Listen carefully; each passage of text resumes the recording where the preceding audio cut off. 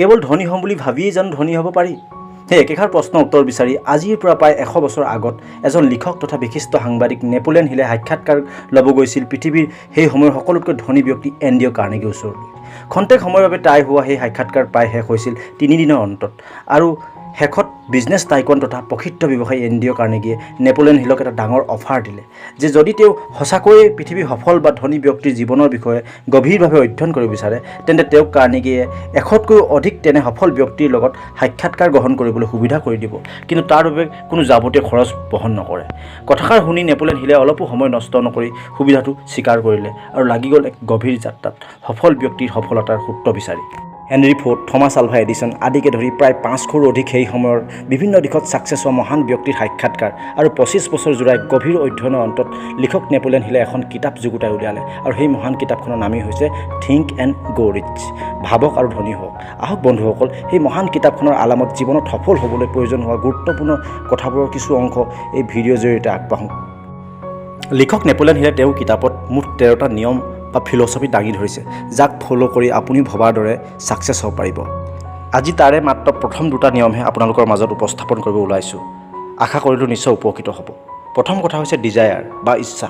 হয়, জীৱনত সফলতা লাভ কৰিবলৈ প্ৰথম ষ্টেপটোৱেই হ'ল ইচ্ছা। প্ৰবল ইচ্ছাৰ অবিহনে কেৱল আশা কৰি একো লাভ নাই। আপুনি একজেক্টলি ক্লিয়াৰ কৰিব লাগিব যে আপুনি কি বিচাৰে আৰু কেতিয়া বিচাৰে। সাধাৰণ অৰ্থত ক'বলৈ গ'লে আপুনি আপোনাৰ জীৱনৰ লক্ষ্য বা গ'ল নিৰ্ণয় কৰক আৰু তাক পাবলৈ আপোনাৰ প্লান বনাওক, সময় দিয়ক আৰু যিমান সম্ভৱ কণ্টিনিউৱাছ চেষ্টা কৰি যাওক। প্ৰয়োজন হ'লে ৰাস্তা বদলি কৰক, উদ্দেশ্য নহয়। দ্বিতীয় কথাটো হৈছে ফেইথ বা বিশ্বাস।